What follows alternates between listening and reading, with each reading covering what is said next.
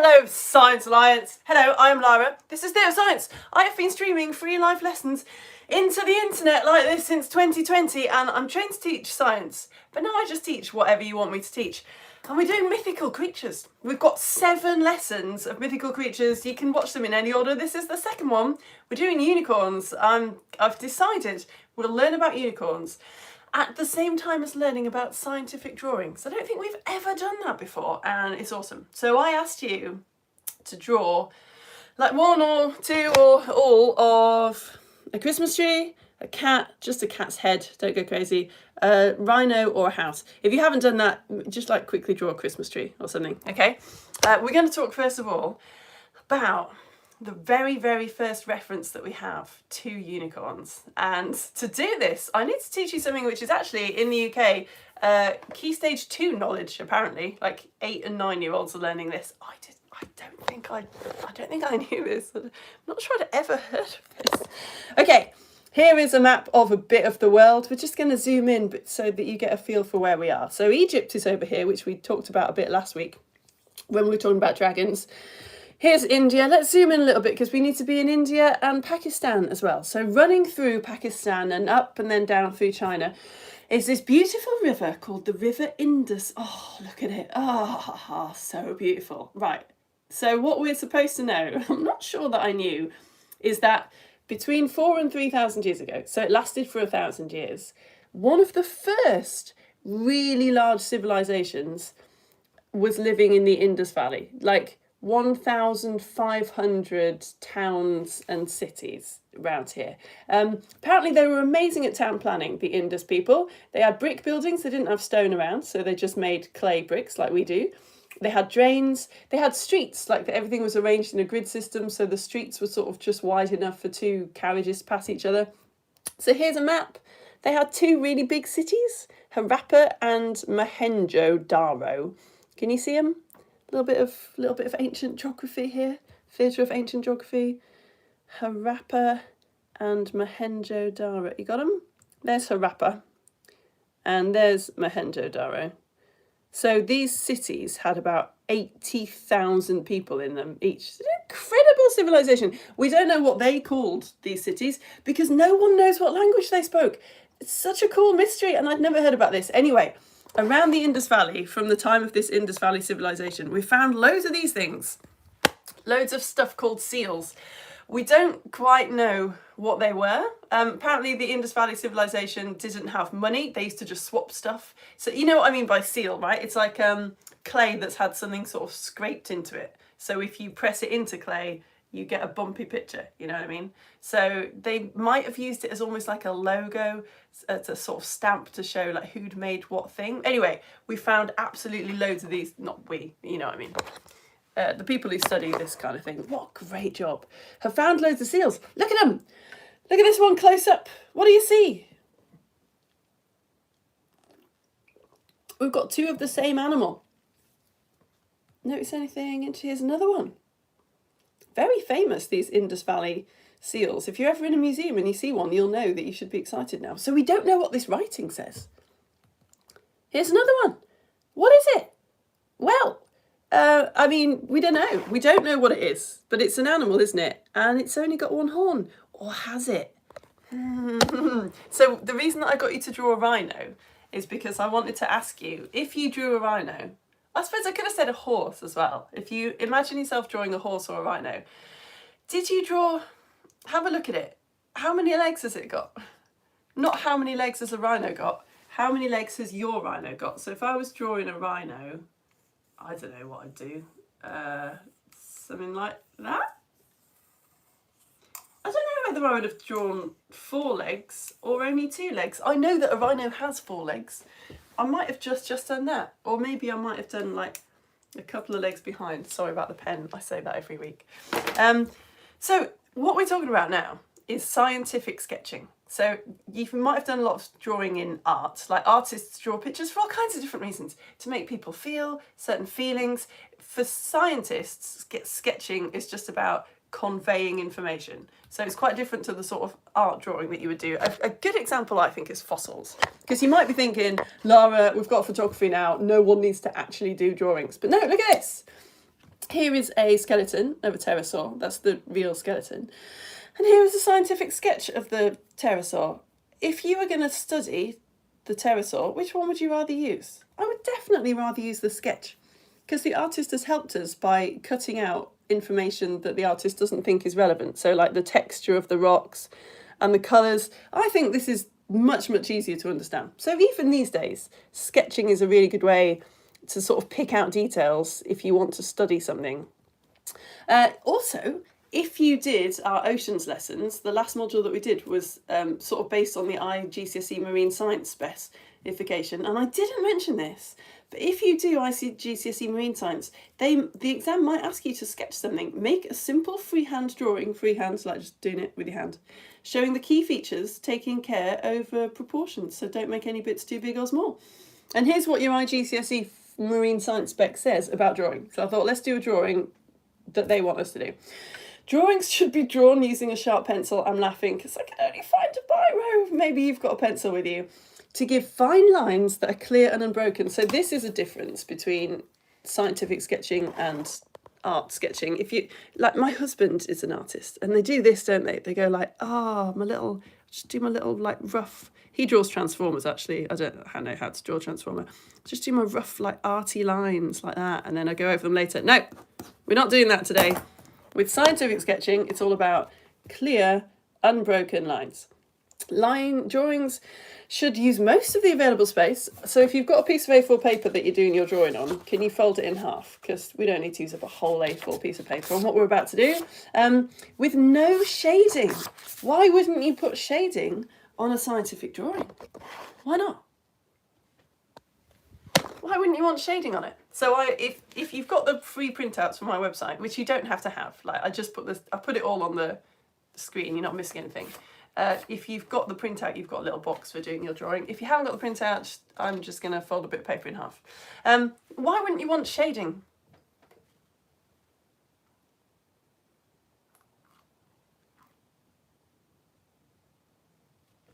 At teacher school, they teach you that it's really easy to ask a question and then just immediately answer, or leave like 1 second. So at teacher school, they force you to leave 10 seconds after you've asked a question. This is what I'm doing. This is my teacher training. Why, in a scientific drawing, which is made to convey information and pick out details, would you not put shading in?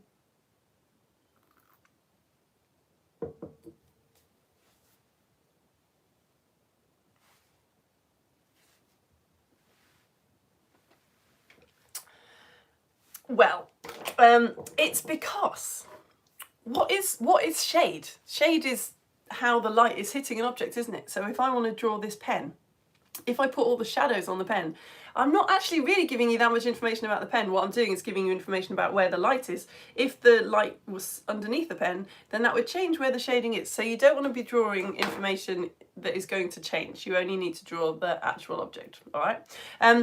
In your IGCSE, if you're doing marine science, you shouldn't put colour in.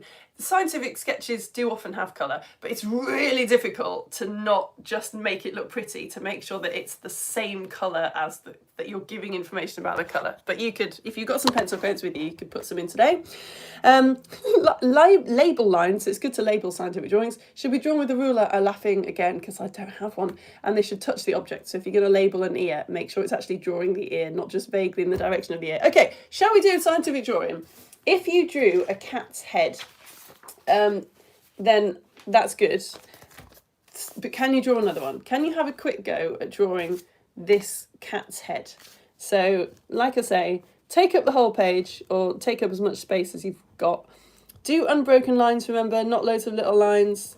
Don't do any shading, and then add some labels if you get time. I think this is the third time I've done this now, because I teach this lesson on Facebook twice before I do it on YouTube. I beg you to not just like skip this bit and go, oh, it's all right. No, actually do it, honestly. Even if you think, oh yeah, I know exactly what I would do. It's really interesting. Okay, anyway, I'm going to stop talking and do it with you. Well, maybe I'll carry on talking, but I'll still do it with you. Right. So I'm doing... Oh, man.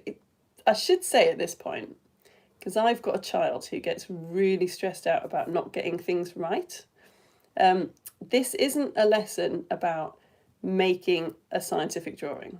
It's a lesson about how to do a scientific drawing. So I don't need you to have a beautiful scientific drawing at the end of this lesson. What I need you to do, ideally, is to have learned how to do a scientific drawing. Yeah? So if you only draw like 2% of this cat, if you've only got the eyes and the ears done and then we move on, that doesn't matter to me because you've still like had a go at doing it. So you've sort of started to learn how to do it. Do you know what I mean? So don't worry if you don't get it finished, is what I'm saying. I've drawn this cat in a different order every time. And every time I've regretted the order that I've drawn it in. I've ended up drawing the nostrils first. What is that? Look at this. What am I doing? Anyway, it's good, isn't it? It's just practicing. This is what I think a lot of, well, it's certain, oh man, what have I done? What my children find really difficult, one of them in particular, is this idea that you're obviously not going to be really good at doing something the first time you ever do it. It's really easy, isn't it, to do something and then be like, it's not right, It's like, of course it's not right. You've done it one time. How offensive to scientific illustrators to think that they've been doing it for years and years and years and you could do it once like this and be as good as them. Anyway. Okay, so I've got some nostrils together.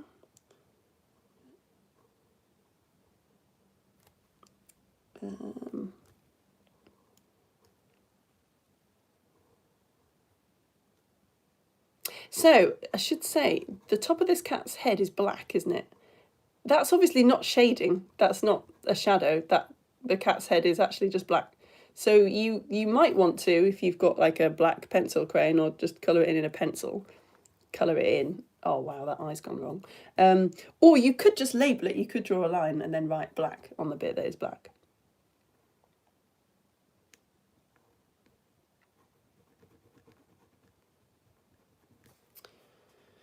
Oh, this is one wonky-eyed cat. Yeah, no, I think I usually say well done for coming to these YouTube lessons because I've had a couple of practices. I'm going to go out there and say that this is the worst scientific drawing of a cat that I've ever done. But I tell you what though, I am learning a lot about cats. I definitely know more about cats drawing this picture than I did before. And I know more about this specific cat as well. I'll show you. Right, I'll just finish off. And then I'll flip you around. Show you what I've done. So like I say, it doesn't matter if you haven't finished. This is, we've got to move on, right? Because this is supposed to be a lesson about unicorns and we're drawing a cat.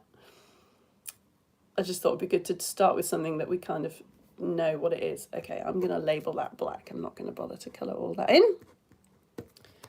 Right, do you know what? Now I look at it again.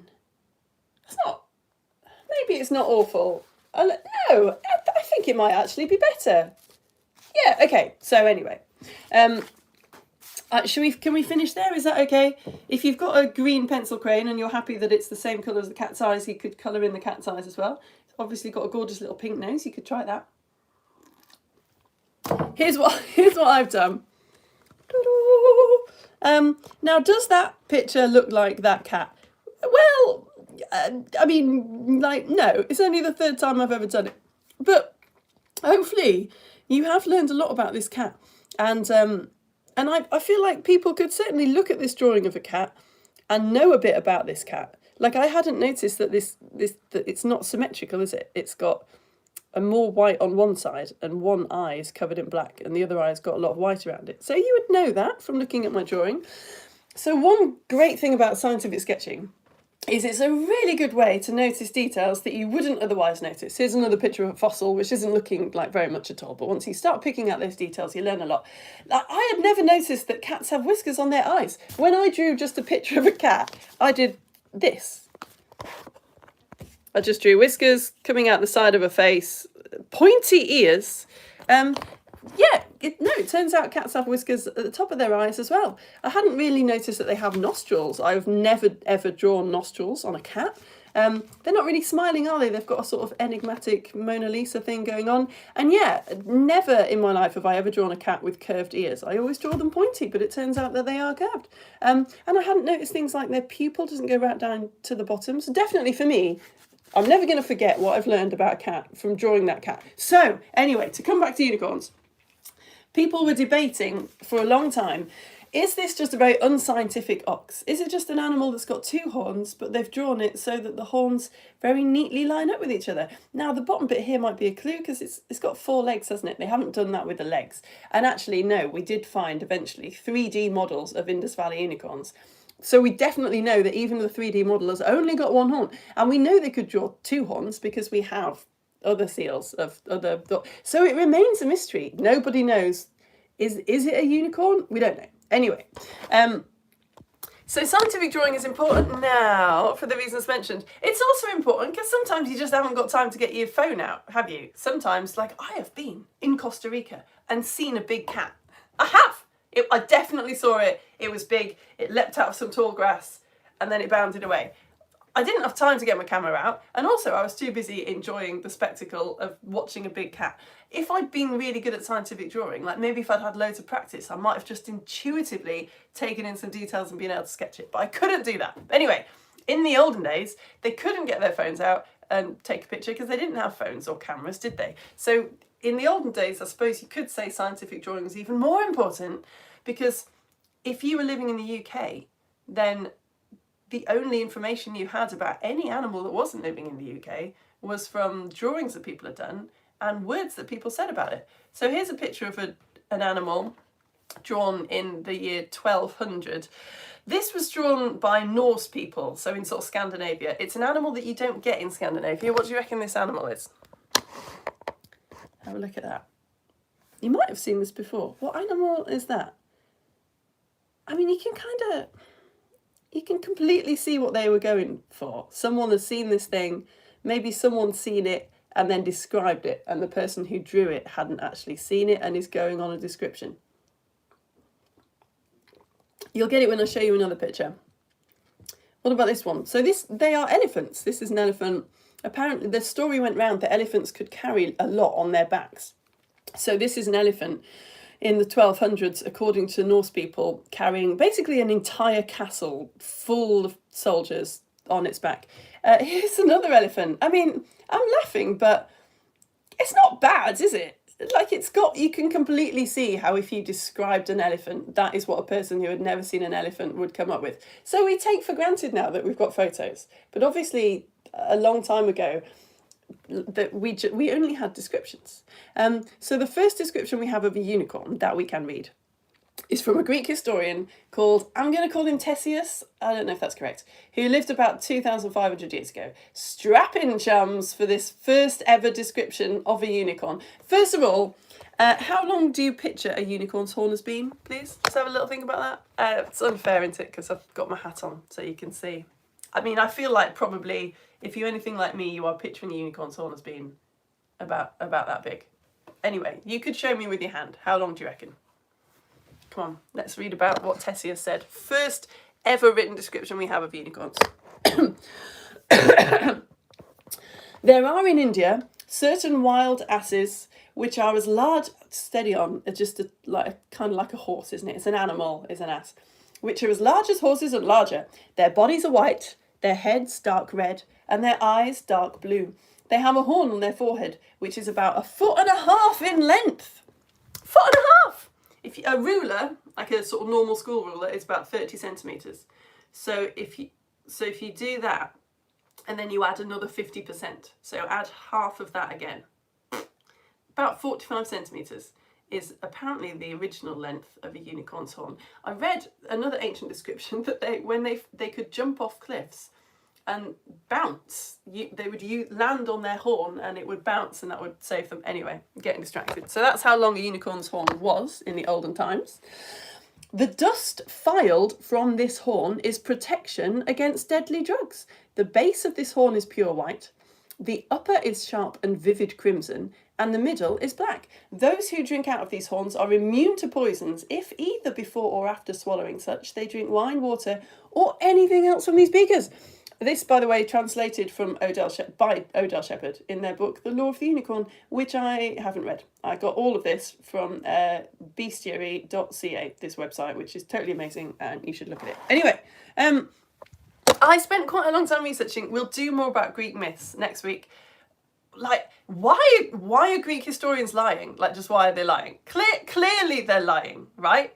I mean, you know, unicorns exist? Do they exist? I'm not going to tell you that, but I mean, I don't think that Dennis the Menace unicorns exist. Like, there's no evidence for it, is there? Why are they just making this stuff up? I couldn't really find out. I think you'd have to be a kind of Greek scholar to go into the deep details, but they didn't see history in the same way that we saw history. History was kind of about sort of talking about Greece and framing Greece as its place in the world, and like a bit of entertainment as well as history. But also, I think even in Greek times, there were people who other Greeks looked at like, oh, don't listen to a word he says, absolute bobbins. So some people even in Greek times were going, Ctesias, what are you? No. Anyway, so in Greek times, I've called this a mythical creatures module, but actually, for a very long time, all over the world, unicorns were not thought of as mythical creatures at all. To the Greeks, they were real animals. In Europe, it's just like the same as we've seen an elephant. I mean, you've never seen an elephant, you're just hearing a description and seeing a picture. Exactly the same with unicorns. So, word gets passed around, right? Ctesias writes this description, then Aristotle comes along, another very famous Greek historian. He sort of picks it up from Ctesias, like, oh yeah, there are a few animals that have solid hoof and one horn, such as the Indian ass. So everyone starts talking about the Indian ass, yeah? Now I just looked up on Wikipedia, first of all, about unicorns. And I found this thing that Wikipedia said, that unicorn meat is supposed to taste bitter. So I thought, well, I'd better look that up. So I did look it up, and yeah, I found this website called Booktryst. I'll show you. I'm just going to show you it. Booktryst, here we go. Booktryst.com, thank you, Booktryst.com. Tuesday, April the 3rd, 2012. Unicorn recipe discovered in lost medieval cookbook found in the British Library. And here is the picture. So apparently the British Library, according to Booktryst, found a cookbook written by someone called Geoffrey Fool. And here is the picture that Geoffrey Fool drew of a unicorn being cooked. And it had like recipes for unicorn in it. You had to marinate it with cloves, garlic, roast it over an open fire. And I thought, so what I always do when I'm looking up stuff for you guys is I would never just look at one website basically to get my information from. Maybe if it was like a really trustworthy website, like if I was reading facts about the moon on NASA's website, I probably wouldn't bother to go somewhere else and double check that NASA was correct about the moon. But I've never heard of Booktryst, so I was like, well, I better look something else up as well. So I went on to Google, and of course, Google did this thing that it does now, where you get an AI overview, and you have to scroll right down to the bottom, and in tiny little letters, not even written in black, it says, AI responses may include mistakes. In other words, you cannot trust anything you read here, but we're just going to put it right at the top anyway. Don't get me started, chums. But anyway, it says, a medieval recipe found in the British Library provides a satirical answer. Okay, so maybe the book was a joke. You've got to go right down here before you get to the actual British Library, and the fact that it was an April Fool's Day joke, which checks out, doesn't it, if you looked at when this was written on April the 3rd. But somewhere along the lines, the British Library just thought it was having a lull with everybody, and then the story got passed around, and the idea that it was a joke got taken off. And now everyone is writing on the internet about this book that Geoffrey Fool wrote about unicorn meat. Anyway, there's an important lesson here for us, chums. Because this is what happened to this unicorn story that Ctesias wrote. Here is a picture you might recognise from his description. This is an illustration of the one-horned Indian ass, the Dennis the Menace unicorn, from a European book 1,000 years after Ctesias' description. 1,000 years after he talked about it, people are still drawing the Indian ass, looking like just what one guy said. So yeah, the important scientific lesson for us, just going to cram this in here. We should always check where information has come from before we just believe it, okay? Another point I want to make here is that you should always check where information has come from before you just believe it. It's also important to check where information has come from before you just believe it. Although Obviously, sometimes it's okay to just check where information has come from before you believe it, okay? If you could just tell every adult on the planet Earth, that would be great. Thank you. Right, let's move on. I thought a nice way to finish, because a lot of you will be astounded and confused and upset that we haven't discussed narwhals yet. Let's talk about some animals that are a bit like unicorns. Starting with this unicorn fish, let's do one last scientific sketch now that we've had a bit of a practice on a cat of a unicorn fish, okay? So the same way, I'm just going to fold my piece of paper in half because we need to fill the paper and I don't want to fill an A4 piece of paper, okay? So remember, unbroken lines, big, make the picture big, and no shading. And I will tell you, excuse me, a little bit about unicorn fish while we're doing this. You don't have to be able to hear me. I've put the information on the board as well. If you're like, Lara, I knock up 7 scientific sketches before breakfast every morning, this is too easy for me, then okay, you could try sketching the elegant unicorn fish as well. I feel really bad for the white margin unicorn fish that apparently it's not elegant, but yeah, if you've brought some pencil crayons and you want to have a go at the elegant unicorn fish, knock yourself out. Right, I'm going to try drawing this white margin unicorn fish, and be thinking as well about whether you think it's easier or harder than when you drew the cat, and why, because I think there's quite a lot of reasons why. I've got a very clear answer in my head for whether the unicorn fish is easier or harder. So, right, I said I'd teach you about unicorn fish. I'm not very good at multitasking. I've already done this nose wrong. So, unicorn fish don't all have horns. There are 19 species of unicorn fish, and apparently only 7 of them have horns. The females and the males have horns as well. But they do use them in slightly different ways. So scientists aren't actually totally clear on why unicorn fish have horns.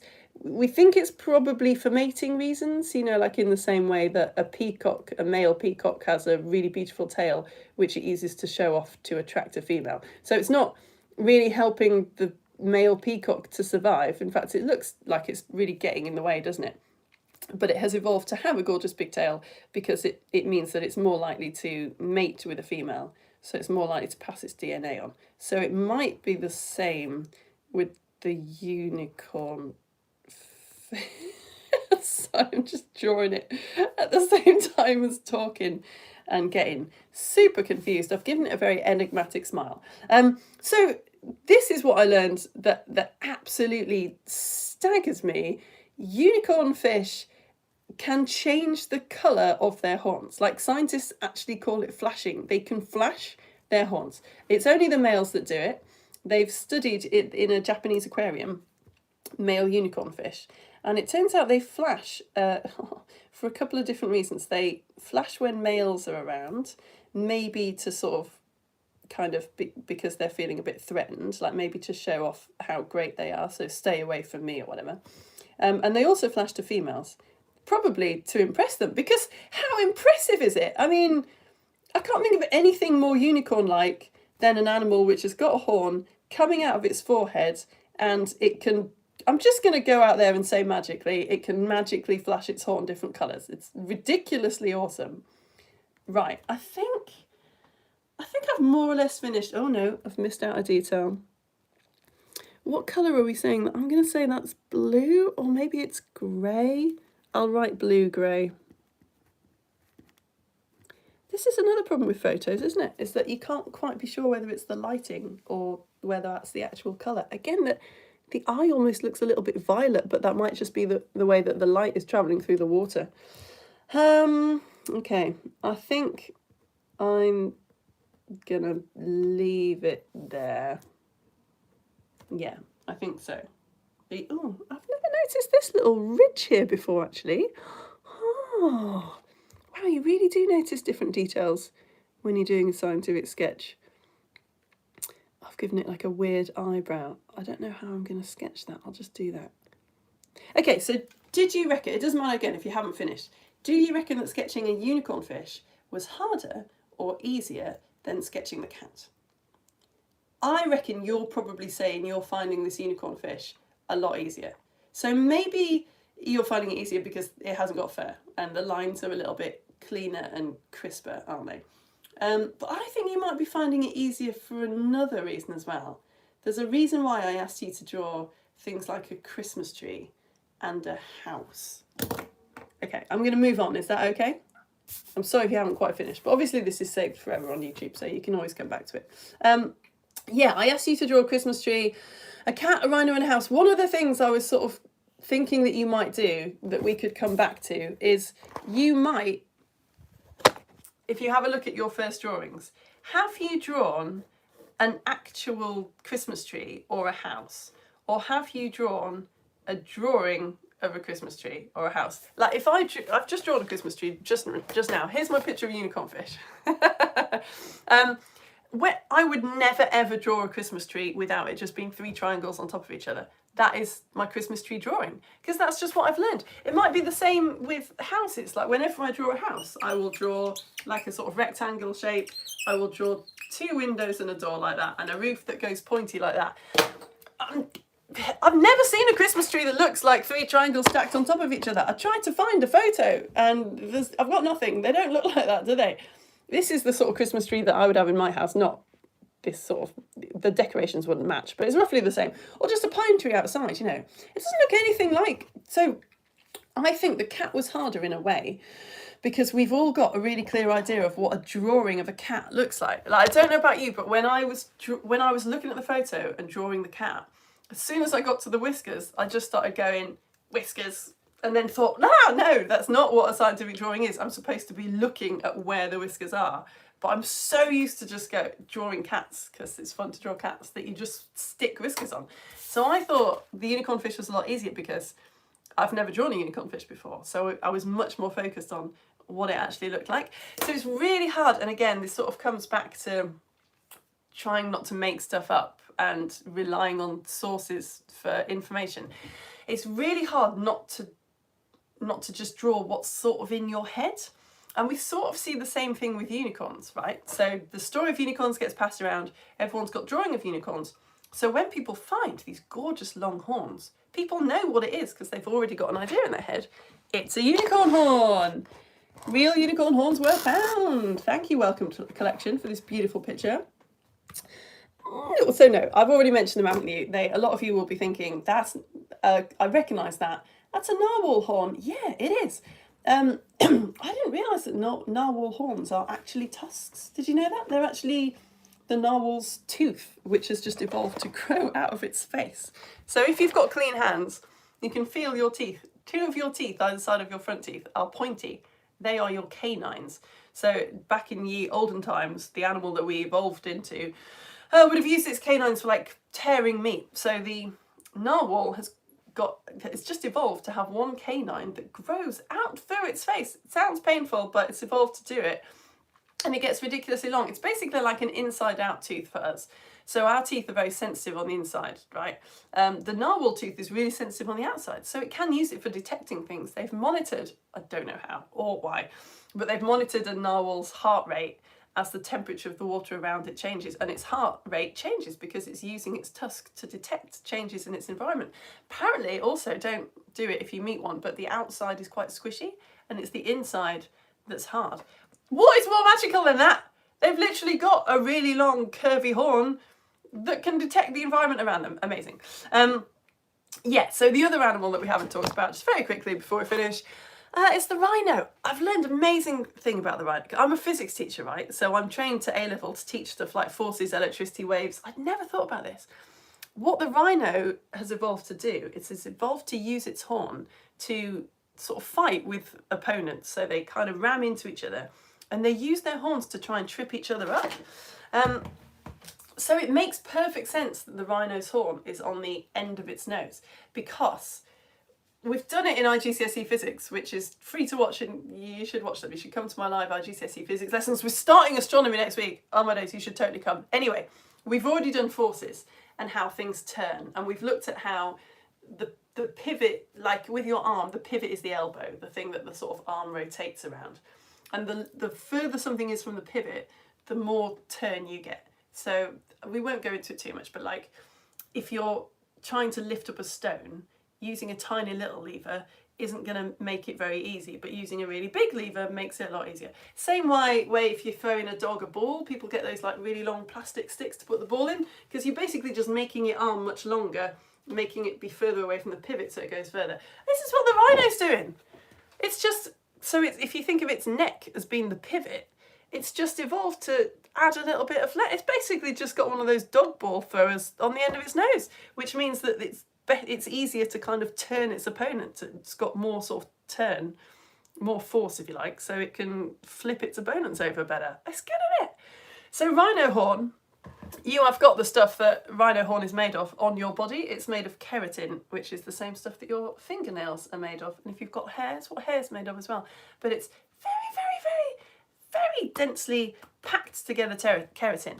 So we don't have any scientific evidence for unicorns, but if they exist, we know that they don't use their horns for flipping each other over, right? Because they're in the wrong place. It doesn't make any sense. If the neck is the pivot, actually, I mean, it sort of does make sense on me, but if the neck is the pivot, it doesn't make any sense that the horn would be here, because it's not adding anything.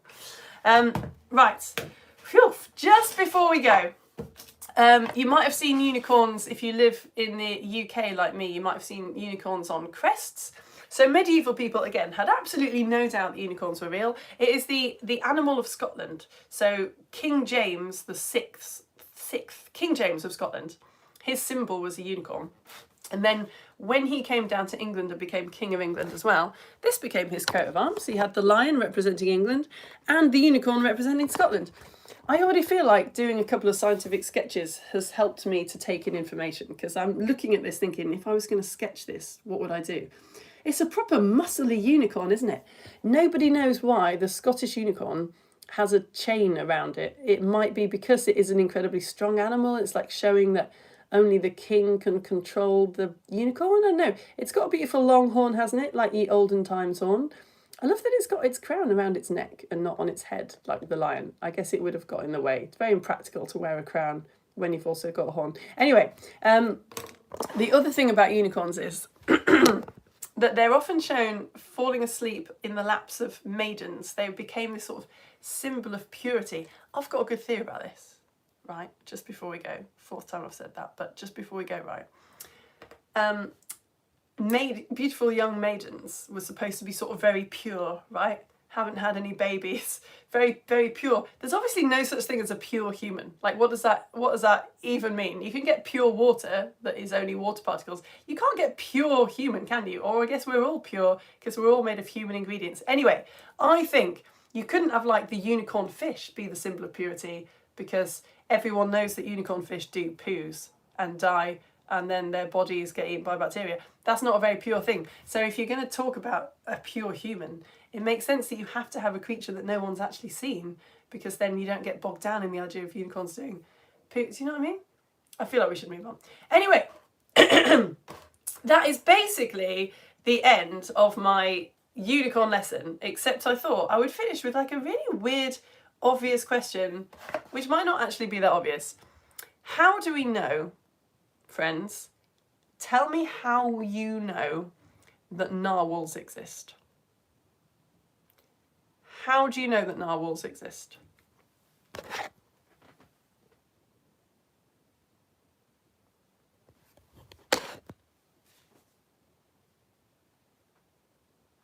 Are you just saying because people have seen them? Because if you're just saying people have seen them, that's not good enough now, is it? Because in the 1600s, people had seen unicorns, and that's how they knew that unicorns existed, because people had seen them. Not just people, Greek people, like really well-respected Greek historians had seen them. So it's not just that we've seen them. You might be saying that it's because we've taken photos of them. Yeah, maybe, but there are actually, there's loads of animals that we know exist today that we haven't managed to get photos of. I know, it's really interesting. I was going to show you the website, but most of the new photos of animals we've just discovered are spiders, so I won't show you it. But we found traces of animals without finding the actual animal, put together the idea that they exist, so we're pretty sure that they exist. We've never actually seen a photo. So how do you know that narwhals exist? I have never seen a narwhal, but I am 100% sure that they exist. It comes back to sources, doesn't it? Reliable sources of information. Reliable people and lots of different people have have catalogued narwhals in a kind of scientific way. So we have sort of scientific evidence now, not just stories, that narwhals exist. So yeah, there's no scientific evidence that unicorns exist. But as we have seen, there are an awful lot of stories, and there are an awful lot of animals that do have unicorn-like tendencies. So I'm not here to tell you. I'm not here to tell you. You're just going to have to make your own mind up. Right, that is the end of my lesson about unicorns. That is all of the things that I'm going to tell you. Thank you so much for coming. I'm going to go over to my Facebook page now, because when I'm live on YouTube, you will have noticed that there aren't any comments. But I do have a post at the top of my Facebook page saying you can comment on my Facebook post, and then I will say hello to you. If you haven't got a Facebook account, to be honest, that's the right answer, isn't it? That really is the right answer. I see you, I don't see you, that's creepy, but I know that you're lurking. I can see the number. I'm very pleased to see a lot of you here. So don't worry if you can't comment, but I'll go over now and see if anyone said hello. Oh, hello, brilliant. Oh, it's a lot of comments. A lot of comments is really nice, or it's a sign that something horrible has gone wrong and everyone's shouting, I can't find you, you're writing backwards. That's how you all sound. Oh, it's fine, it's fine. Okay, so just before I read out the comments, I have to say how I do this job for free. Because you might have noticed, like, even that was like an hour's work, wasn't it? Just teaching the lesson. It takes me a lot longer than that to actually like plan and research the lessons. So yeah, how it works is, I just accidentally fell into this business in lockdown. I started streaming free lessons in lockdown, just like for fun and glory and Facebook likes. And then the home educating community, it turns out, were coming. So after lockdown, you just wanted me to keep going. And I wanted to keep going because clearly I'm having a really good time. So there's this website called Coffee. Ah, these pens. There's this website called Coffee. Should we try right now to find a pen that works? Where people can support people who do things for free. So I said, all right, if I'll set up a Coffee page, and if you send me £5 a month, that'll be enough to keep me going. And it is, because there's sort of an infinite amount of people that can watch, right? It's not on Zoom. So all of you, it's amazing. So many of you, not all of you, so many of you have gone to Coffee and supported me with £5 a month. Yeah, so it adds up to a wage, but hopefully for you, £5 a month isn't too much. So this is working really well. It doesn't come out very often at all, but I do write a magazine which I send my supporters to say thank you so much for supporting me. So if you sign up with £5 a month at the moment, you get the mould issue, comes with a home compostable plastic bag, you build a tray, you put food in it, you put it in the home compostable plastic bag, you study the moulds that grow, maybe you even identify them using the magazine, and then you compost the whole thing. It's got a beautiful comic about how penicillin was discovered. It's got Choose Your Own Adventure. It takes me ages to do a science magazine, but I am very proud of it.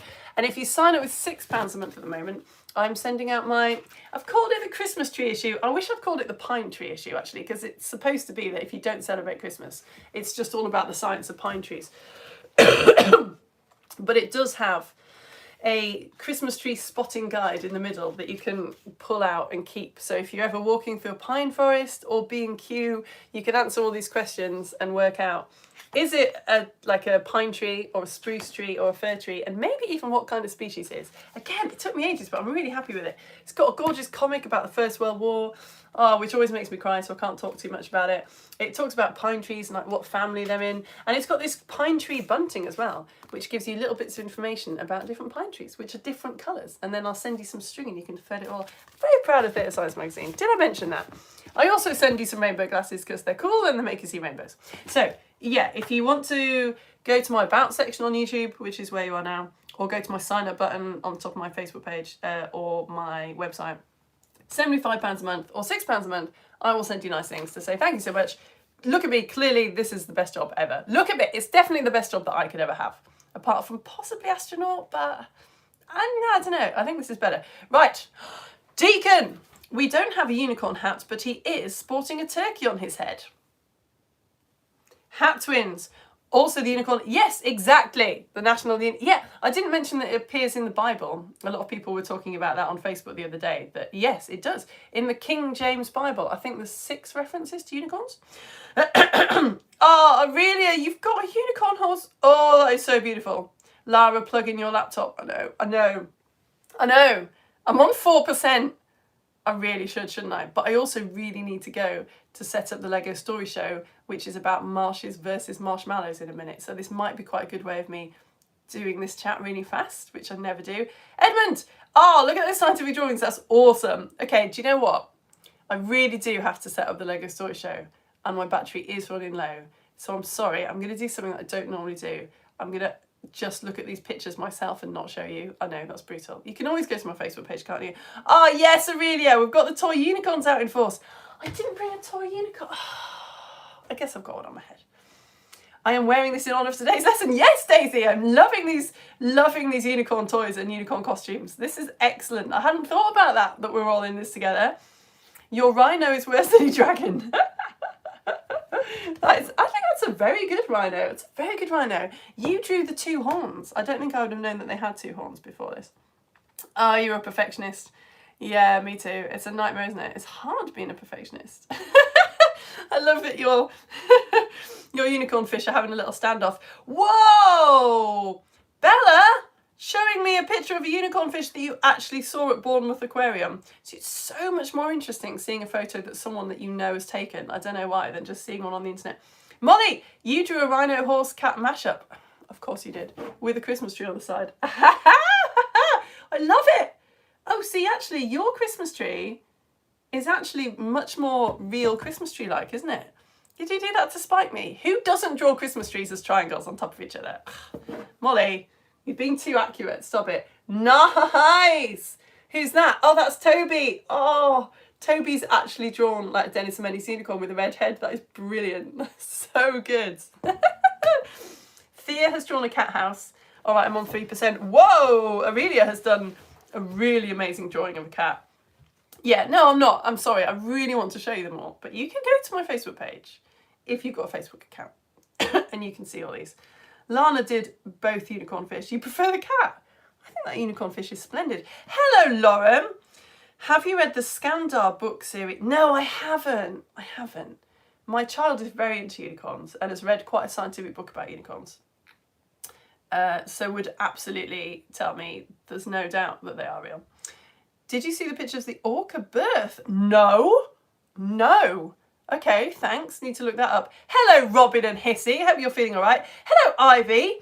It is going to be a great day today. Yes, it is. Ivy, thank you for reminding me that I need to go into my garden and get some ivy for this next lesson, marshmallows versus marshes. Hello, Imogen and Ophelia. Yeah, in fact, I'm going to write that down. I need ivy. If you're coming to my marshes versus marshmallow Lego show, which is on at 10:30, which is in 35 minutes time, you need to bring a piece of ivy, a piece of grass, and a dinosaur, a dandelion leaf. I mean, you don't have to. I'm going to have them, so you can just look at mine. Bella, oh yeah, you did a show at the weekend. It's okay to share the video. My outfit was the best. Yeah, of course it was. Whoa, Bella. Okay, sound on. Now I'm going to run out of battery. Come on then. You worked so hard on this. Let's have a look.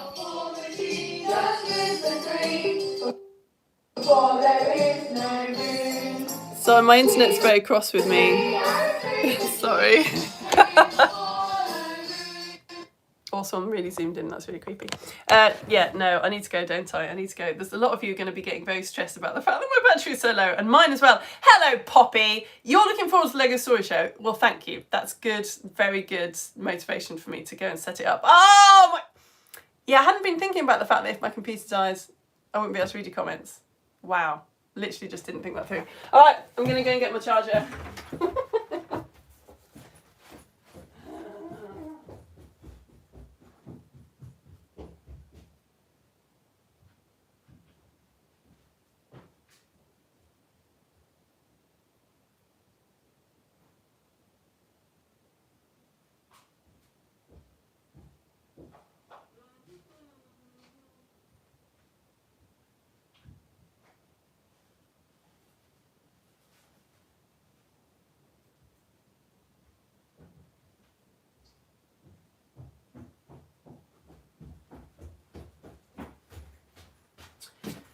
Okay, yeah, I can't actually find my laptop charger. Like, I went away yesterday and I had it on the train. I better just go and yeah, I better just go. So yeah, thank you for joining me. I'm so sorry if I didn't read out your comment. It's because my laptop dies and I need to go and find the charger. Buy a charger? Yeah. So I feel a bit weird now. I feel like I'm been talking on the phone and suddenly I've been cut off and I can't like hear you, and now I just have to talk on my own. I'm so sorry. I will definitely like go to my Facebook page and read the comments and enjoy them, but now I have to quickly leg it and sort that out so that Marshmallow versus Marsh's Lego Story Show is ready for a lot of you when you come back at 10:30. So I guess at least we can have a chat then if you're coming back at 10:30, and if you're not, thank you so much for joining me. Thank you so much for all your support holding this together by the skin of its teeth. I will see you next week when we're learning about centaurs. Next week we're doing centaurs, with the human, with the horse like on the end. What is with that? All will be revealed.